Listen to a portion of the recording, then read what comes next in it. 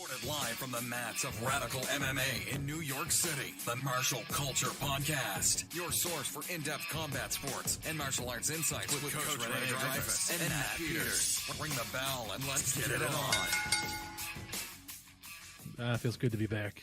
We haven't been here since last year. I know. And we didn't even have a chance to talk about the John Jones debacle that much. But we have something more important to talk about today. Rene, how are you? I'm doing fantastic, and it's great to be back. Yes. But we have a very important guest on the phone. Lay the stage for him, would you, Rene? Yes. So I just finished reading our current guest a book. His name's Louis Martin. And Louis, your book is True Believers, and it was a fantastic read. And it's really, I think it's an important book for anybody who's interested in martial arts culture and the abuse of martial arts culture in terms of not just, controlling people and becoming cult-like. And your experience is really interesting. And every single time I turn the page, I was like, oh, I can relate to that. I understand that. I can see people, and as a student, I can see people come from those worlds because I did come from the traditional world. And so some traditional people seek me out, and I can see, oh, you were kind of victimized by the traditional world in some ways. That's not to say that all traditional academies are like that. I don't mean that at all. But you have a very wonderful and unique experience. I wouldn't say unique, but a unique way of explaining it. And I'll let the floor go to you and introduce yourself. And I'm so happy to have you on and that we can discuss your awesome work. Great. Thanks, Rene. That was a great introduction. Thank you, Rene and Matt, and good to talk to you in person.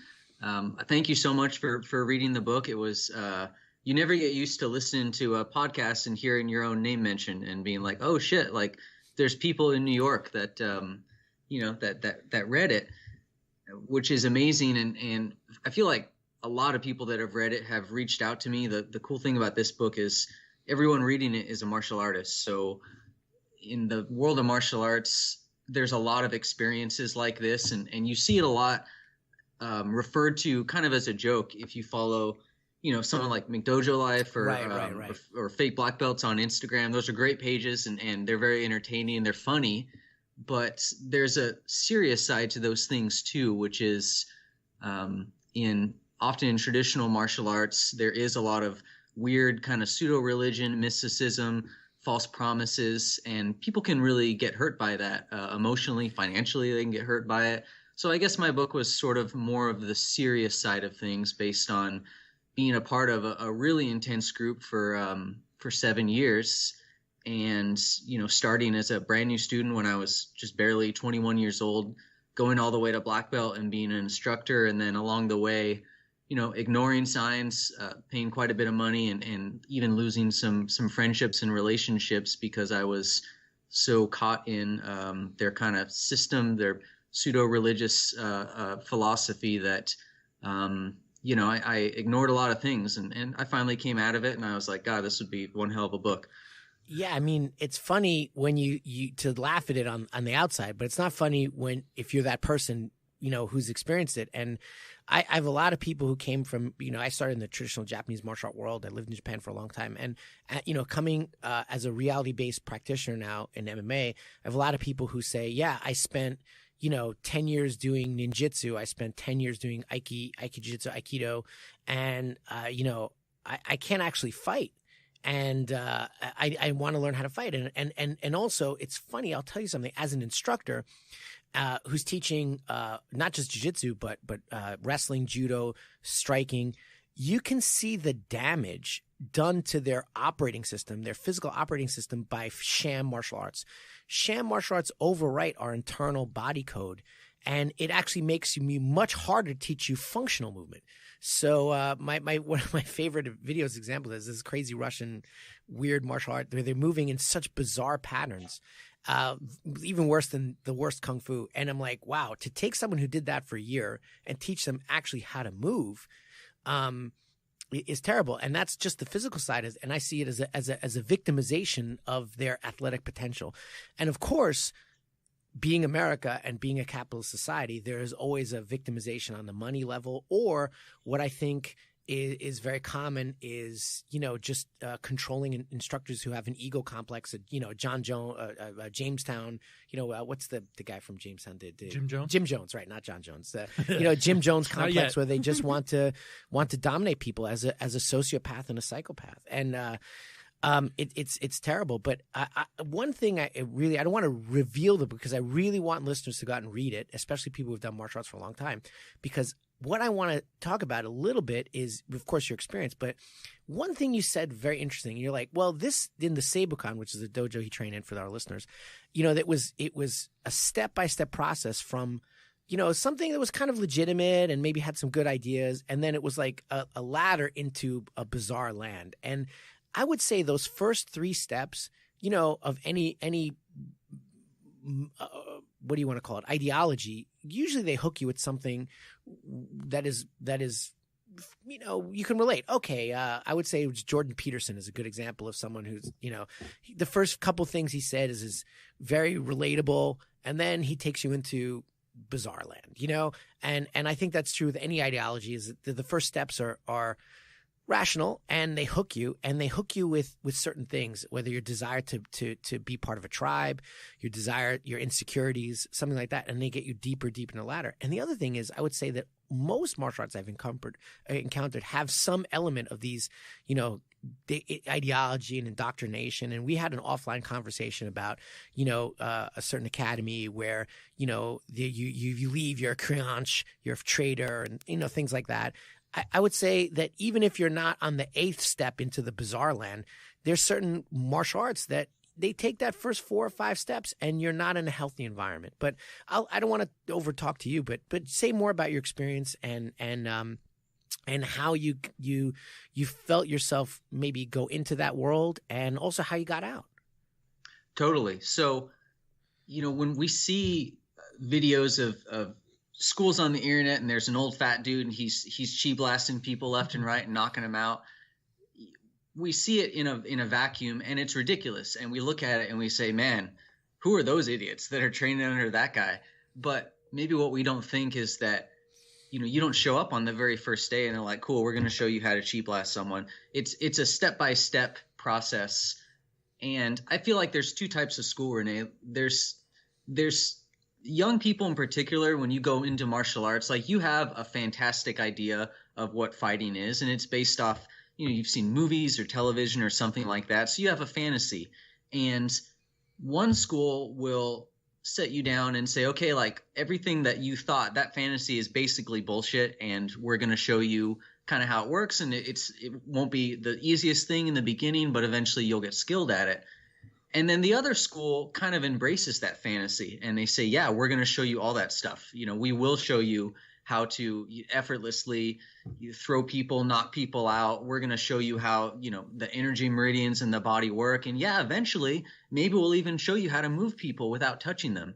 And with Seibukan, and I want to stress this is not a book about me learning an ineffective martial art, because honestly and unfortunately, that's not super special, right? There's, it's very tons of ineffective martial arts, and a lot of that, the practitioner has to take 50% of the responsibility in addition to their teacher, because there's plenty of information out there for people to figure stuff out. What this is really about is a martial arts community that pivoted to being a self-help group, and it did it sort of under the guise of martial arts, but you walk in the first day and it's like, yeah, we're going to train you to defend yourself and give you physical tools. But then pretty quickly it leads into, well, you're going to be a better person through these physical tools. And then it goes into, well, you can maybe heal traumas in your life through these tools of these martial arts. And then you get into full blown this pathway to enlightenment. And there's a big difference between marketing martial arts and self-defense and marketing self-help. And there's a difference in the pressure that you put on the instructors, that they have to take on this weird role of being like a therapist or a spiritual leader or a motivational speaker. And you are attracting students a different way. You run a mixed martial arts gym, and you're attracting people that they want to train or they want to fight, and they're tough. They want to be physical. and you're just meeting them on those grounds of like, okay, this is a physical place. We're going to get in shape and we're going to train and learn to fight. But we were attracting people that were almost kind of like little lost puppies, a lot of younger people that, they weren't quite sure where they fit in the world. Their jobs, their careers weren't working out. And instead of saying, hey, you're going to come here and learn martial arts, I mean, yeah, we would say that, but it was really like, hey, you're going to come here and we're going to get your shit together personally, emotionally. And I think that could get a little bit insidious, and it can kind of walk the line a little bit. Do you think so? Absolutely. I totally agree. But I would say a couple things that, and I said this on another podcast, and I think this is true for every martial arts school, whether you're talking full on MMA or, Aikido on the other end or whatever. Martial arts attracts broken people. In some way, whether either one, you're victimized and you want to learn how to fight, or two, you have some extrinsic goal. Like look at the UFC, look at John Jones. He's not a healthy guy. He's a great fighter, but he's not a healthy guy. There are more John Joneses in the UFC than there are, say, okay, you know what? Here, Damian Maia, who's obviously a really, really good, wonderful person. Like, obviously, like he's got his stuff together. He's just a person that is, you wouldn't mind hanging out with and is a good role model for your kids, or George St. Pierre, something like that. There are fewer of those than they are of, especially at the lower level, of these people who are, and I compete, I have my guys compete on the lower level circuit, and you see these people, they have nothing going for their lives. They have no direction. And MMA or martial arts is trying to bring that direction. I would say even in my school, I have the role of therapist, and a lot of people come to me for help. I had one girl, unfortunately, she's passed away, but she lost her battle to drugs. But she came in to change her life and make it better. And I tried to really be a part of that. And yes, we are a physical school and we teach you how to be, but I would say a majority of our students are looking to look that martial path. Look at all the kung fu movies, the kid, or even Star Wars. It's the young kid who's naive. He doesn't know anything. And it's that Jedi training that transforms him. And that is what martial arts sells almost universally. Why do parents put their kids into kids taekwondo? Discipline, focus, all these more mental issues. They don't want their kids to learn how to beat the crap out of other people. They want them to develop their internal skills. And honestly, I would say, I was listening to this great podcast on Stephen Casting, and he has a 11-time Ironman champion come on, and he's like, you want to be an elite level competitor in any sport, you got to get your shit together. And that's obvious, So I would agree with what you're saying, but I would say that all academies have some sort of that, broken, sad puppy, broken system. And you can give them a pathway to self and help. But at the same time, it's not bullshit and it's not wish fulfillment. Oh, you want to change your life? Guess what? It's going to be fucking hard work. And I think one of the things that you can see in almost any cult is that that people are looking for a charismatic leader. And they're looking for an easy solution. And one thing I was struck in your book was the rapid rate of promotion at SabreCon. I think that's good. And you talk about it really detailed in your book. It's like there's this little, oxytocin boost, this serotonin boost. Oh, you get this belt, you get this belt, you get this belt. You feel good. And it's just an easy way to feel good about yourself. Whereas, okay, I'm going to fight through, the worst side control pin I could ever get put in, and reach down deep into something that I have in my bones to fight through. And I want to give up, but I'm not. And that's where the change happens, in my opinion. And that's what happened to me, because for me, I was a broken kid in a lot of ways. I didn't have a bad upbringing, but I had no self-confidence. And in martial arts was that pathway to just making myself a better version of myself. And I remember this a time I had in Japan where a person pinned me for 30 minutes straight. Olympic and world champion who weighed over 100 kilos, decided that he was going to, pin me for a good reason. And it was probably the worst experience of my life, but it changed me. And I never got out. I never got out of that pin, but I went unconscious from his pin. But it changed me in a way that I never feared another pin again. And also it gave me a little bit of iron in my soul. And the more you develop that iron, the more that personal transformation happens. And but I think that a concept of transformation can totally be abused. It has been for the most part in America, and that becomes these gurus of self-help, whether it's Bikram from yoga, whether it's like some Rajneesh yoga thing, or Aikido Chi Blast or whatever.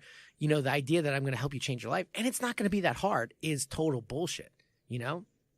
Anyway, that's kind of like what I would respond to what you said there. But I would also say that, another thing that struck me about the book is that the communities that these foster, and they become addictive communities, like you like being with your friends, you like being there, and it just ropes you in even more, you don't have a place to be, and now you have a tribe. And the tribe is addictive because we as humans crave our tribal relationships, Does that make sense? Yeah. Yeah. It does make sense. And again, all martial arts groups have communities, and I think by and large they're all really, really healthy. So, we weren't different than anyone else in that sense. What was different with our community is that one, I think we became pretty isolationist, and some of that was because when we interacted with other people that did martial arts, we got weird sort of alarmed reactions from them. And two was that whether it was conscious or not conscious, we structured our community to isolate ourselves, which is we had a very, like I mentioned before, we had a self-help system, but it was very sort of pseudo-religious. It was very much steeped in the old Japanese kind of Shinto culture with a lot of symbolism, special animals and metaphorical gates and stuff. And we talked about that all the time, even outside the dojo. And it became sort of a coded language. And then on top of that, we spoke a lot of, Japanese sort of vocabulary to each other. And all of that, when you add it together, it made it really difficult for us to bring outsiders into our group. And it was sort of a condition on being friends with our community was you have to train, because otherwise we're not going to have, things to talk with you about, to the point where we would have big Seibukan parties, and eventually my wife was like, I can't go to these things. These people are fucking crazy. Like I don't know what they're saying. They're always trying to get me to train. And that was, one red flag that I couldn't ignore. I was like, all right, my wife is a smart person. Like, she knows me really well. And she's sort of nudging me that there's something going on here. So maybe I should listen. Yeah, no, I definitely, that part of the book was, and I lived in Japan for years. I speak Japanese, and that is bizarre what he created. I'm like, I don't think any Japanese person would look at that and see. But the Aikido world is actually a very unhealthy world. And people don't realize that Aikido is also partly based on the Omotokyo religion, which is a cult created by Deguchi Nao, and it's a cult. It's a weird cult, and so all the Aiki arts are somehow inflected by this. How that happened, even the non-Aikido arts that trace from the Aikido side, but even when they're the Aikijutsu world, I think that's sort of osmosis. They trace into these, cultish behaviors.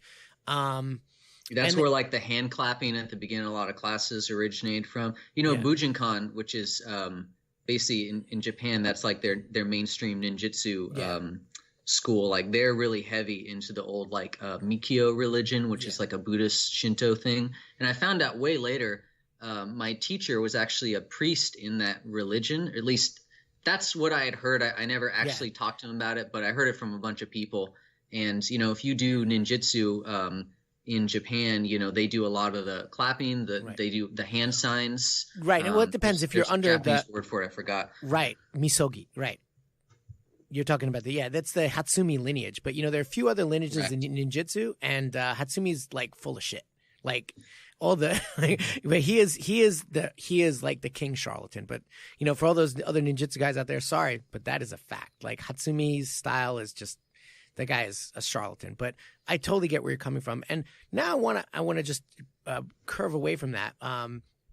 Just a little pivot. But how did you, disengage? You mentioned your wife a little bit. How did you, on your own? I think you had a experience with Gracie Jiu-Jitsu. You mentioned. How did you pivot away and distance yourself from that and deprogram? I think that's an important part of the discussion. So I'll break it into two dimensions.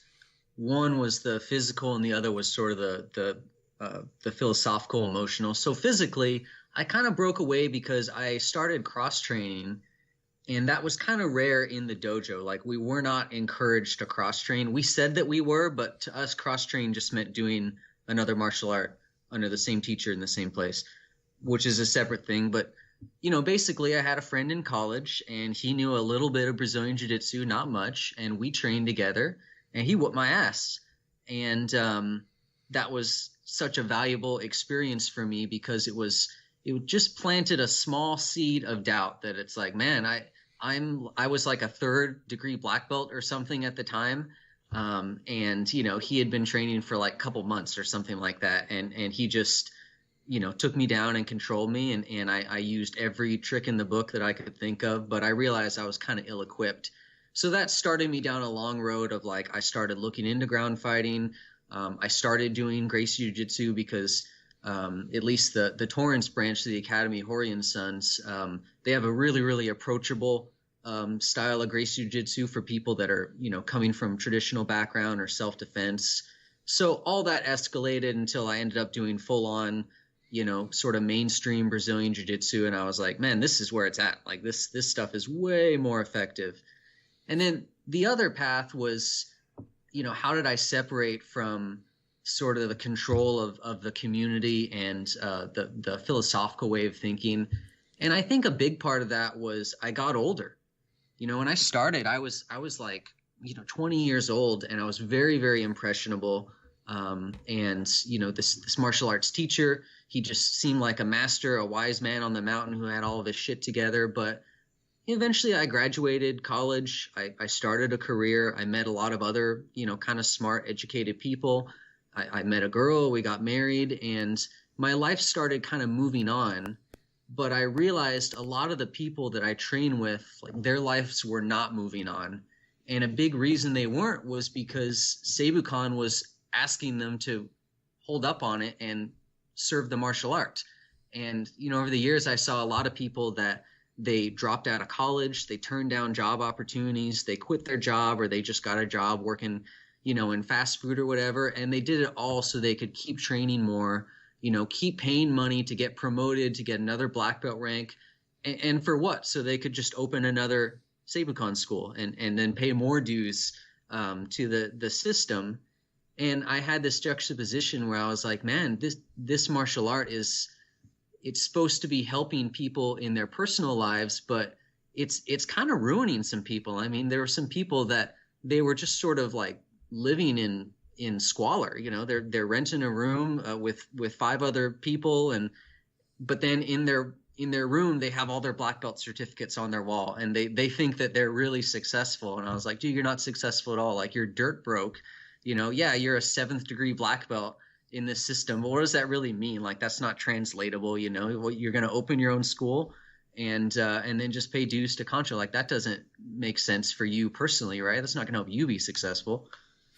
You know, I totally hear what you're saying. And, you know, it's all the hallmarks of a cult, a charismatic personality. Have you ever heard of Max Weber? He's a famous sociologist, and he kind of focused on understanding our – founder of the brand of the field of sociology, but understanding how our world works. And he says, you know, there are 3 types of authority, and one is a charismatic, you know, authority. And you can see that with the current politics today, or, you know, anyone who's out there who has a way for people to follow them, whether it's the music world or whatever. There's a charisma, and it certainly seems like that was what held the sway in that world. But it's disturbing because it obviously can be used to abuse people. I would disagree, though, in one sense, that to say that it's kind of unique, because I know guys who are on the BJJ circuit or MMA, and they're super goal oriented and they're destroying their lives in the same way. You know, like, there's a little bit of cult in almost any martial art, and it's very worrying. And I think sometimes we can look at the Japanese martial arts and see their abuse. And I think Japanese traditional martial arts are very prone to this, or Chinese traditional martial arts are very prone to this, because they're very they mix a charismatic authority and a traditional authority. And this is kind of the one other type of Weber's ideas of authority. And it's sort of like, this is this lineage, and we have this back in thousands of years, you know, and this, you know, on Wudang Mountain the guy watched the crane this, and we follow this path and this, and you get wrapped up into this cultural authority. And particularly when you're in that Confucian or that Asian culture, that is it's their chains around your critical thinking. You're like, why do I do it? Because my daddy told me that, or my master told me that, or whatever, and you just respect it for respecting's sake, versus using your critical thinking and going forward. But it's funny. One thing I really— Can I say something about that? Yeah, go ahead, please. I've been thinking a lot about this, and me and you talked about this the other day, is that in the Japanese systems, I can't speak for, other cultures like the Chinese systems, but I imagine it's probably the same way, is that, for them, martial arts it's part of it is historical preservation and historical kind of recognition that it's like you said, we're honoring our ancestors, we're honoring the masters. And if you want to change something, it's kind of like you're challenging our ancestors and challenging the masters. And that's one thing that was really different and great when I got into Brazilian Jiu-Jitsu, because a lot of BJJ schools, except for the really traditional ones, they don't have that mentality, and that they're like, hey, we're finding better ways to do it. Like I used to do the triangle this way, but I found this little tweak and it works much better for me this way. Try it out. And there's this sort of like open-mindedness that is infused in Brazilian Jiu-Jitsu culture, especially if people compete, because then results is the only thing that matters. And it's like, hey, I found this better technique. Right. I won a match with it at a tournament. I'm using it forever now. And that's not what I would experience in traditional systems, which is like anyone that's done Aikido knows that you don't just go up to your Aikido teacher and are like, yeah, your way doesn't work good for me. It's not good for my body type. I do it this way. Like that could be interpreted as really disrespectful. Yeah, no, I agree with you. But I would also say, I totally agree with you, 100%. I'd also say one of the most evolving martial arts in the modern era is judo. And although there is a traditional element, judo is constantly evolving, and it's very, very results-oriented. And it's, out of traditional Japanese culture. Although, obviously Kano was a visionary, and he definitely distanced himself from the idea of like culture only, but there was results on the mat, and he was a great critical thinker too. So, and Japan has this weird, and as a guy I did my master's degree in Japanese, history, and it's this weird dichotomy between those kind of cultural authorities and prove it. So, I'll tell you, what the most practiced form of jiu-jitsu in Japan is today? It's Brazilian jiu-jitsu. Yeah, I heard you say that the other day. More Brazilian jiu-jitsu schools than any other style of jiu-jitsu in Japan today, unless you count judo as a style of jiu-jitsu, which you could, but but that doesn't count either, because like most of them are just funded by the government. Like high school, there's like a judo school in every high school, basically. Yeah, it's part of it's an educational institution now. Right, judo. right. So you can't really compare judo. Outside of judo, there's no grappling art, no submission grappling art, or offshoot of jiu-jitsu that's practiced more than Brazilian jiu-jitsu. So they have this weird thing. They're like, okay, put up or shut up. And it's a part of Japanese culture to ping pong between this sort of cultural reverence and no, that doesn't work. And when they shift, they really shift. If you look at the automobile manufacturing sector or something like that, you can see that they have these these sea changes where they drop one paradigm and enter another very quickly. Like, okay, we're not going to do that. We're not going to do that.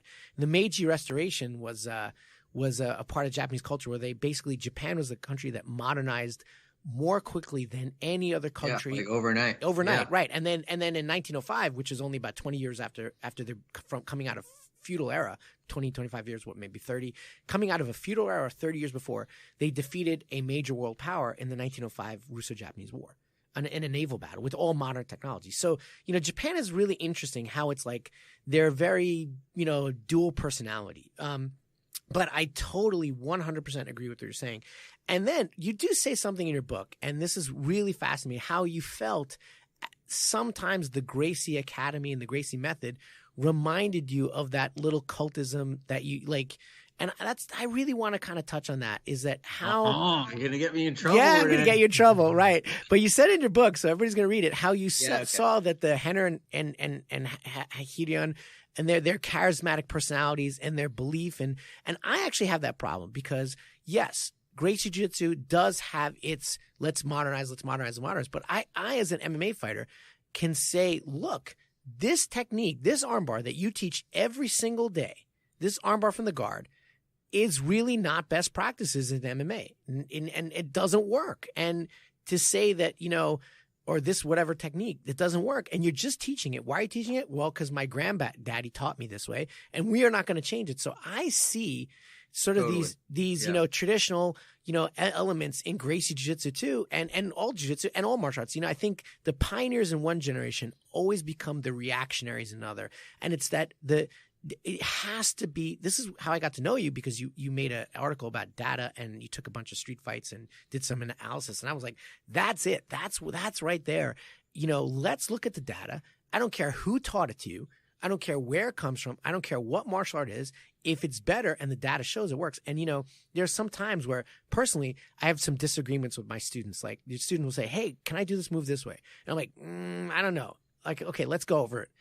Oh, you know what? I'm wrong. And that happened to me one major time with the arm triangle. So our academy does the arm triangle a specific way. One of my students came up with a variation, and we have had so much success with it.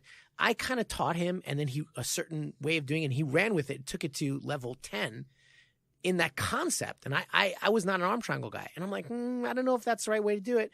And it was so much better. And we are known as an arm triangle assassin school now, because, and that guy was a white belt at the time. And at the time I was a brown belt, or it was a purple belt, brown belt. I think it was brown belt, right? And I wasn't a black belt yet. But still, you know, I've been training for years. And I'm like, I don't know. And he's like, no, I really think it's better. I'm like, okay, well, let's prove it. I'm like, you know what, Mike? I'm wrong. You're right. We're changing the curriculum right now. Everybody's going to do it this way. And it took me about 2 weeks to have the come to Jesus moment. But, you know, the data rules. And if you can show me that, you know, one way is better, I'll do it. And, you know, but it's data and you know, it's, you have to, as the leader, you have to also be willing to always, you know, run yourself through that process. Is it best practices? Is there something better? If not, why? If yes, why? And I'm not, you know, I'm certainly no to the Gracies, and I'm sure they can all kill me, you know, kick my butt 10 times over. But, you know, I see flaws in their approach. And, you know, hey, I think it's time to examine your failures and why is this not working? Let's look at the data right in front of us. And, you know, there's the Gracie Jiu-Jitsu news. Stephen Kesting talks about it in the self-defense. You ever see the Gracie self-defense program? Some of it is like old school garbage. And I love the Gracies. Yeah. I mean, yeah, you know, like some of it's great, you know, but some of it's like that shit won't work, especially the knife stuff. Like you're like, that shit won't work. Some of it, not all of it. And you're like, that will never fucking work. And I can also, as a researcher, and I didn't tell you, but I actually have a Menkyo Kaiden in Aikido Jiu-Jitsu as well that I got in the 80s. So I don't really talk about it because, you know, it's not really a big deal. But I studied in multiple styles of Jiu-Jitsu, and I'm like, I can say that move from the Gracies, that's one of those old school moves from Japan that didn't get washed out and should have, because it just better practices now. And it's bullshit. It doesn't work. You know, if somebody tries to stab you, they're not going to stab you with that overhand bullshit. They're going to, like, you know, sewing machine piston stab you from the side. And that crap don't work. You know, like don't teach it anymore. And yet they do. You know what I'm saying? You know? So in the book, I am a product of Kieran and Henner's combatives program in Torrance, and I traveled to Torrance several times and trained. I did private lessons with some of their students. And on the whole, like I'm big fans of what they're doing. I think me too. I don't want to wash the whole program. I think the general Gracie Combatives program has a lot of positive aspects. That's I'm gonna make this a compliment sandwich, dude. So like I'm gonna say a good thing and then be critical, and then I'll try to say another good thing.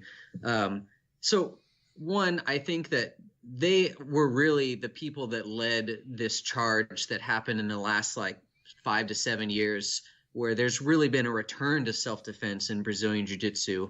And I think that they were kind of at the forefront of that. And I'm not going to say they started or that it's been all them, but I mean, those like Gracie breakdowns and the way they've done their combatives program in Gracie University, like that was a big part of it. And I think that's great because the BJJ community needs that. You know, there's room for the sport and the self-defense to coexist. That being said, you know, one of the criticisms I had in the book was that they they do have kind of a culture of authority. You mentioned this earlier, like different kinds of authority, right? And one, they do have that sort of the traditional authority, in that it's like, well, why do we do this? Well, this is the way Elio did it. Well, what if Elio didn't do it the best way? No, it's not possible. Right. Because, he basically, in their narrative, like, he had no teacher. He was basically given the techniques himself, or Which he is total bullshit. He made them up himself. Whereas demonstrably when you go around false. most mainstream BJJ schools are like, yeah, it was Carlos and Elio, and they sort of did it together. And if anything, maybe Carlos was kind of the teacher because he was the older brother, and he worked with Maeda directly. Actually, that's coming into question too. It looks like Carlos kind of fabricated some of his ranking from Maeda. There's a lot of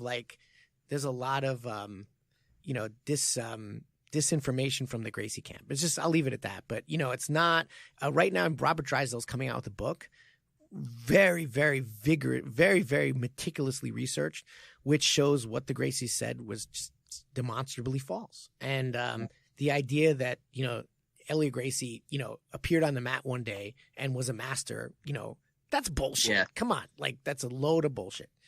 And have you ever read? You should read the biography of Carlos Gracie Jr.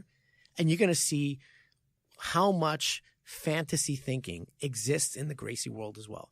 I recommend it because as a historical document, but it's like that he felt that he could read minds, and that was what his daughter wrote that, right? Yes, Helia Gracie, and I believe it's Helia Gracie, and it's like some really crazy stuff. And yes, there was an element. I think Horian is the one who really was like a Western educated. He's a lawyer. He's like, let's look at the scientific method here. And I think the Gracie Jiu-Jitsu developed because it was in the MMA combat world, and they had to perform because they were in that MMA combat, the Vale Tudo world, and they drew them to the scientific method. But and they drew them to refine. And definitely Elio was a great thinker. And I have this poster on my wall. And at the academy, we honor his legacy. But there's a myth building behind that reality, and that myth is a load of shit. In the Aikido world where the founder of the Aikido dodged bullets. Give me a fucking break. Let's put the fantasy behind us and let's just talk about reality. Why do you have to make, these wild, facetious claims to somehow, deify your founder? Let's not do that. Let's take that charismatic hero worship out of the equation. And if we can evolve, let's evolve. Anyway, I didn't mean to interrupt. Please go ahead. Get back to your sandwich. Yes, get back to your sandwich. Okay. Well, and the other thing, so maybe this won't be a compliment sandwich, guys, but the other thing, and it's funny, so I write for the Jiu-Jitsu Times, one of the websites, and I've been working on an article, but it's hard to get right because I don't want to piss anyone off, which is impossible, I guess, because it's the internet. Yeah. But one of the casualties of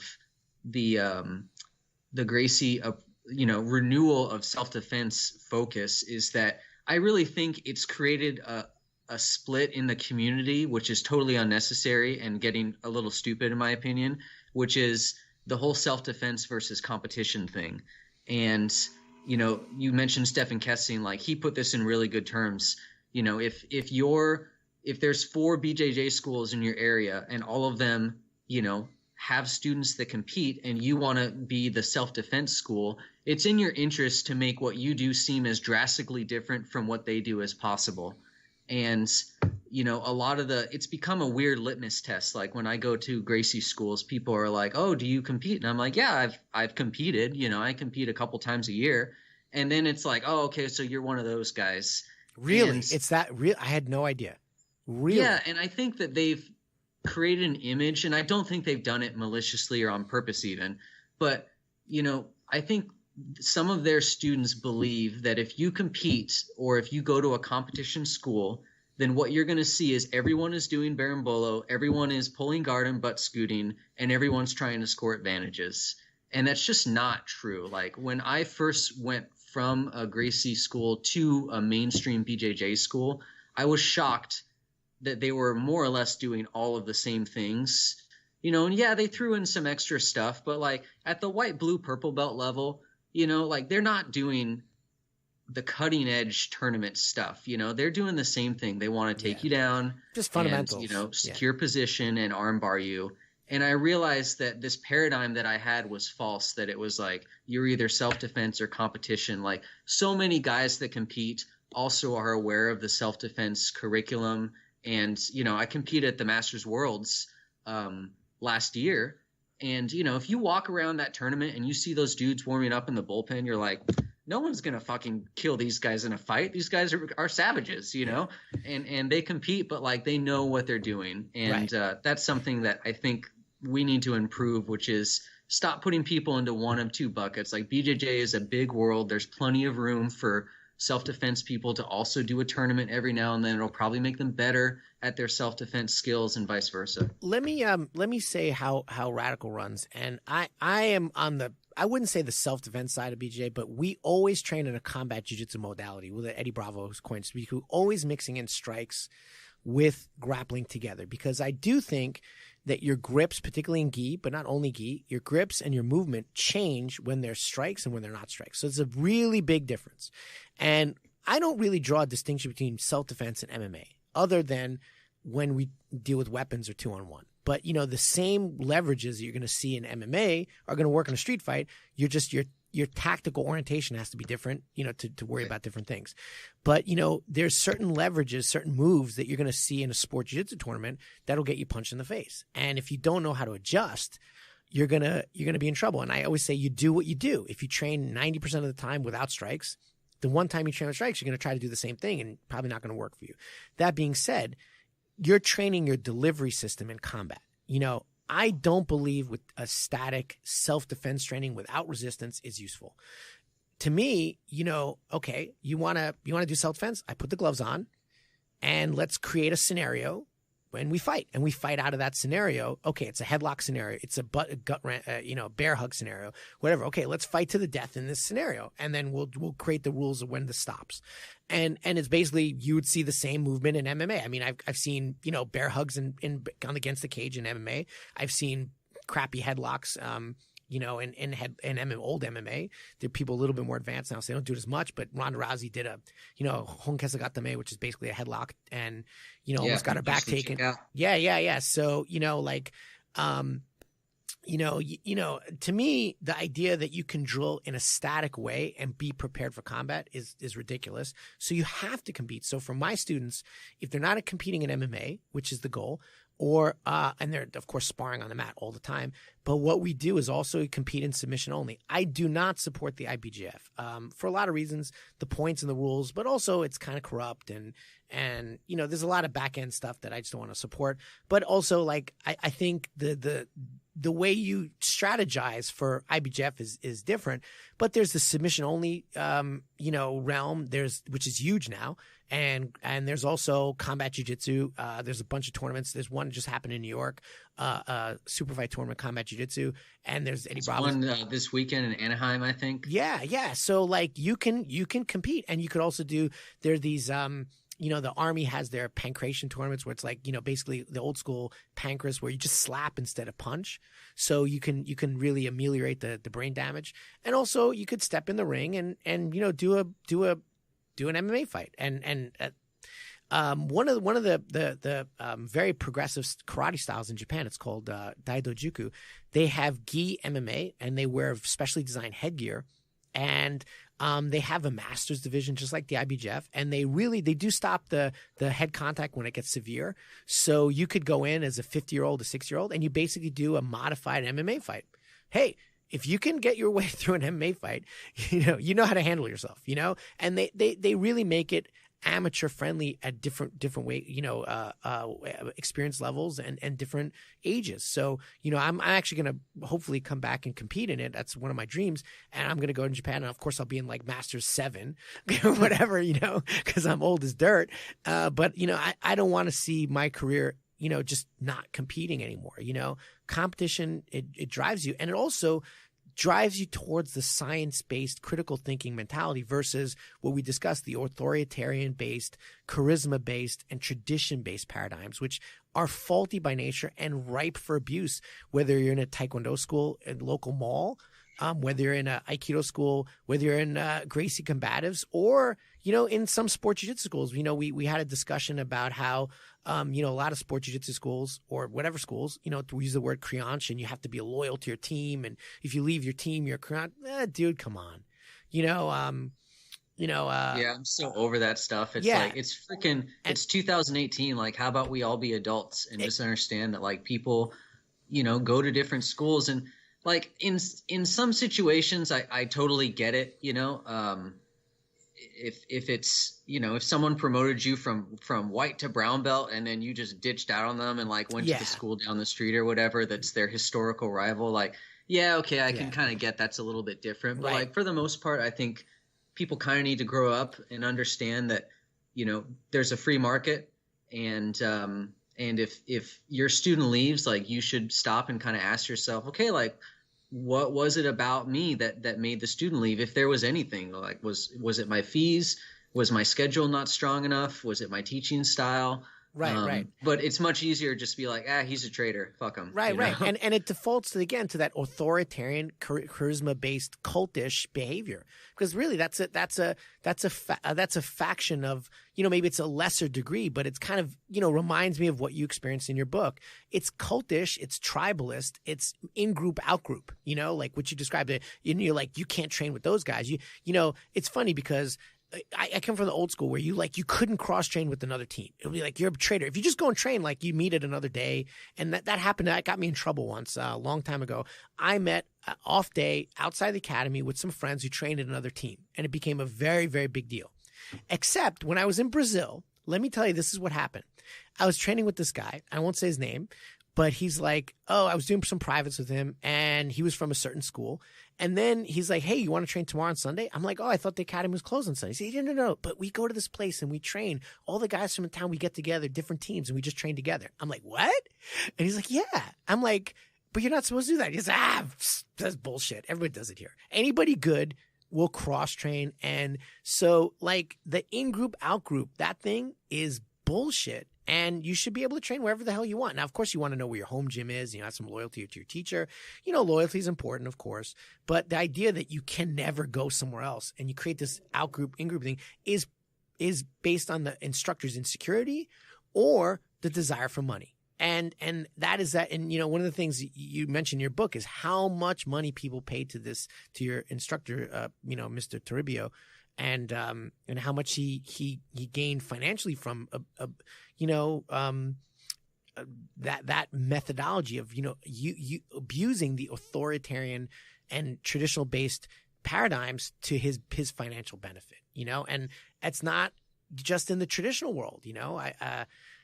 Unfortunately, and Lloyd Irving is a good example in the modern world of someone who has been called out for creating a very unhealthy, academy culture. And, that's supposed to be, very modern and sports jiu-jitsu based or whatever. We all have it, I think, anyway. So we had a program, and I talk about this in the book. It was called an uchideshi program. And uchideshi is a term for like a live-in student in Japan that, instead of coming to the dojo 2-3 times a week, you could actually live there, or you could live with the instructor. And, when you're not training, you sweep the mats and you fold up his gi and stuff like that. But at our school, so in the beginning, it was like a live-in student kind of program. We actually had students live in the dojo. And what you did was you signed a contract saying, okay, I'm going to train for 1 year under you. You pay money, and I think it was monthly, and it was a lot of money. I mean, it was like at one point it was $500 a month, I believe. Holy cow, that's a lot of money. $500 a month for a year, and that's a contract. And that's a person who's probably not working at all. Well, yeah, of course. You can't work, right? Because you got to train all the time. So you're talking like $6,000. Yeah, and here's what you got for that. One, you got the ability to train 7 days a week, which you could do anyways, so you didn't really get that. But really, you were kind of paying for access because you had, you had this special title of uchideshi, and it was perceived that you were training directly under the master. And the other thing was you will be eligible for belt promotions twice as fast. So in our school, you could get a black belt in about a year. And then, but there were 10 levels of black belt. Right. You were just starting. After your first black belt, you got to get your second degree and then your third, and you could get one every year. But if you were an uchideshi, you could get one every 6 months. However, you would still have to pay for each black belt promotion. So in a weird way, he still got the money. You would pay all this money to be uchideshi, and one of your perks was the ability to pay more money faster to get promoted. Sounds like he gave him Tupperware like a discount or something like that. But at the end of the day, like, he's still making a lot of money from it. Sounds like the pyramid scheme or something. Yeah, you touch on that, how it's like his money scheme was not sustainable at some point, which is why he closed the dojo. I don't know if that's the only reason, but his money scheme was not sustainable because he's just running out of students and going through them too fast. Right, and I call that the belt machine, which is, you create a model where when you promote, when you give someone a black belt, they feel really good about themselves, right? I mean, you felt really good when you got your black belt. So sort of the model was, well, we need to give them more than one black belt, and we need to give it to them at a pretty rapid pace because that's what's going to sort of promote student loyalty. And then every black belt will charge them more money. So your first one is maybe like $200, but your second one is like $300. And then I think for my last one, it was like $700 or something like that. I don't remember for sure. So every one costs more and more. But then a problem you have long term, and our dojo existed for over 20 years before it shut down, was that we ended up promoting students faster than we could acquire new ones, to the point where, in 2012, when you walk in the dojo, not only is every single student a black belt, but every single student is like a 5th, 6th, 7th degree black belt. Yeah. But that's not so different from like your local Taekwondo schools because, now you have 4-year-old black belts too. It's just the only difference is they're new kids being born and coming in faster, which is why the machine of marketing is so important. But so, I mean, I totally get what you're saying, but I don't think that's so unique, unfortunately, very unfortunately. But, using the belt as this like serotonin, oxytocin boost, it brings in that happy place. It makes you so happy, whereas really the belt shouldn't be the goal. Like, you said I was happy when I got my black. I was, I would lie if I said it wasn't. But at the same time, I'd already put in 14 years. It was like, yeah, okay, I got my black belt. Basically, when I got my black belt, I was like, okay, now nobody will question my legitimacy because I have the piece of paper. But but it wasn't like a big deal for me. The most significant deal for me was my very first Vale Tudo fight, where I was like scared shitless, and like that, getting through that, the first camp, it was that experiential. The belt was like blah, I think because I was also older and more mature. And I so many times put on a black belt and taken it off. Like I got my judo black belt, then I took it off and put a white belt on in jiu-jitsu.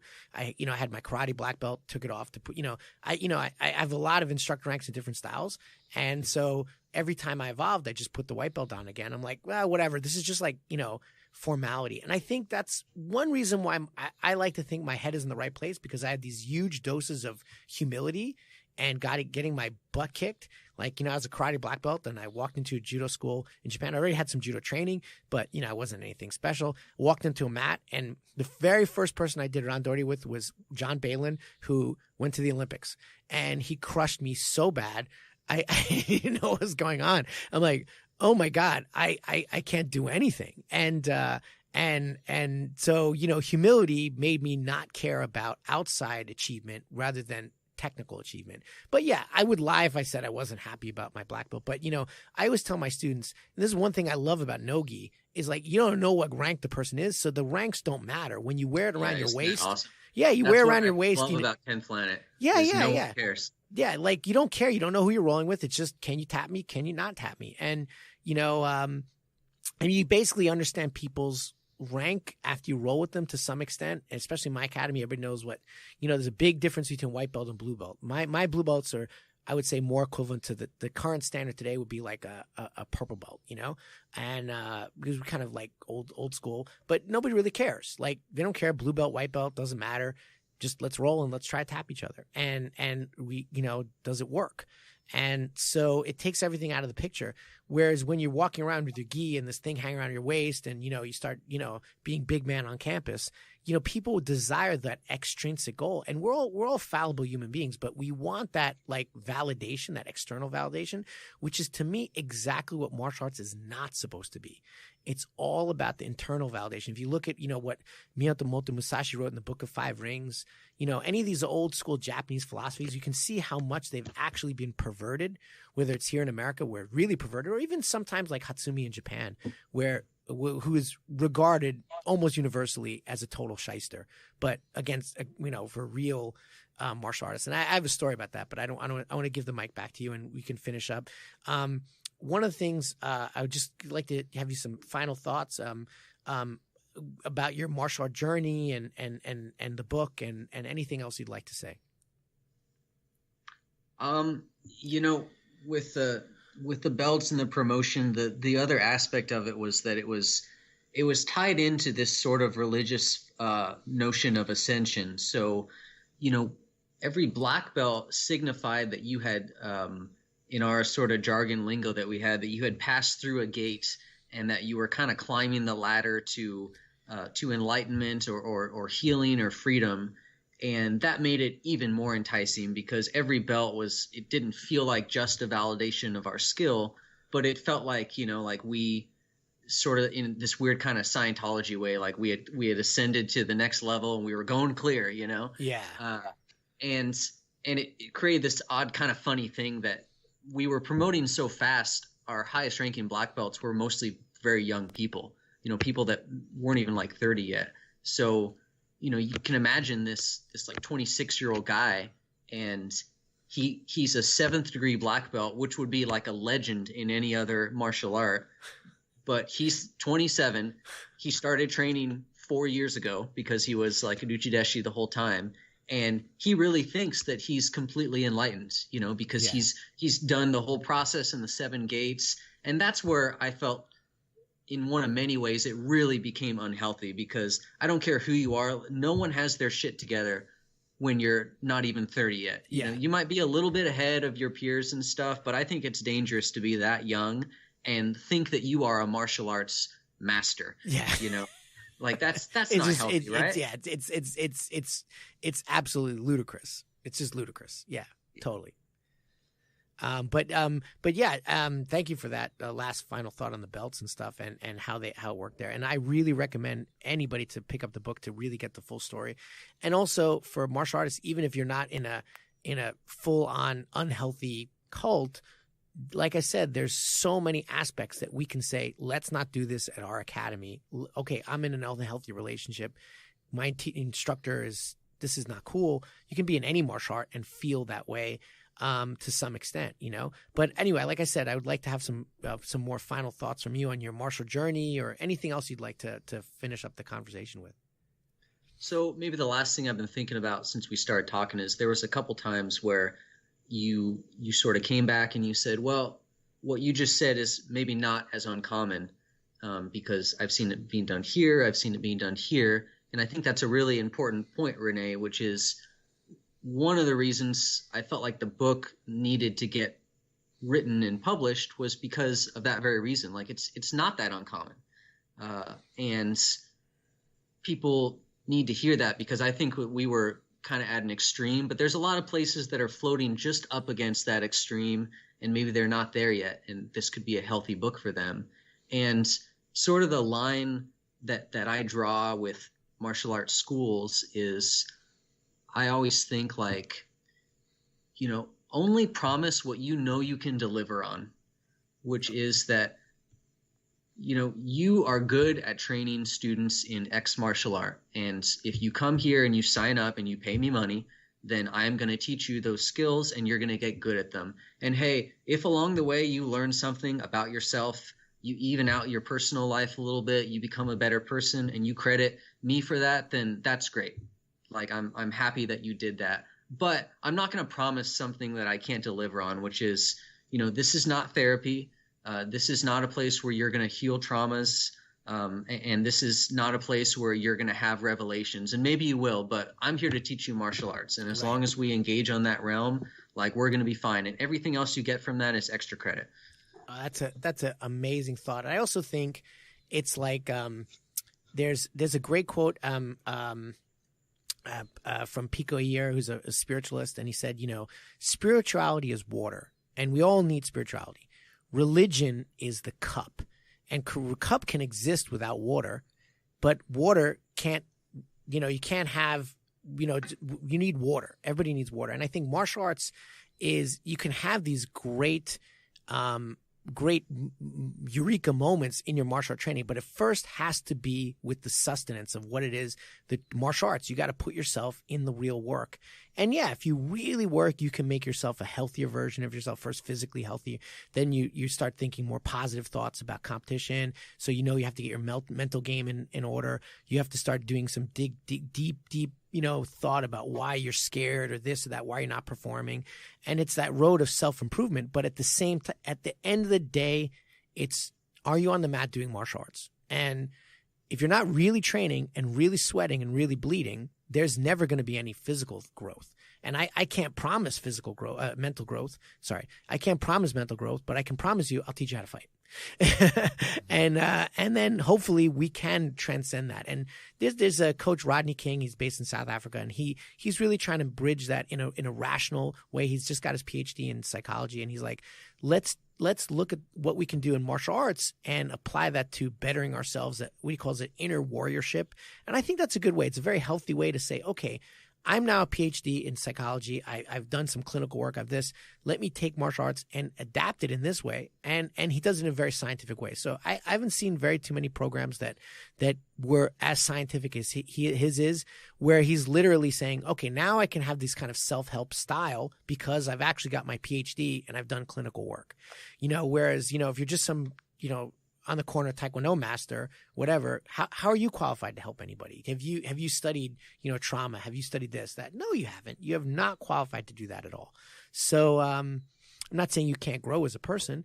And I've actually seen some people come out of the traditional world and they've had some wonderful benefits. But I've also seen abuse of that paradigm as well, Thank you so much for being here and talking with us. It was a great conversation to go back and forth. And I know we kind of went back and forth on certain points, and maybe I agreed, we disagreed, but I think this conversation was invaluable from my personal growth. And I just want to say thank you very much. Yeah, thank you very much. You're the man. Thank you so much for contacting me. It was a great conversation.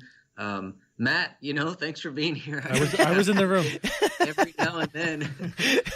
Before we let you go, I want to make sure everybody knows the book is called The True Believers, available on Amazon Kindle.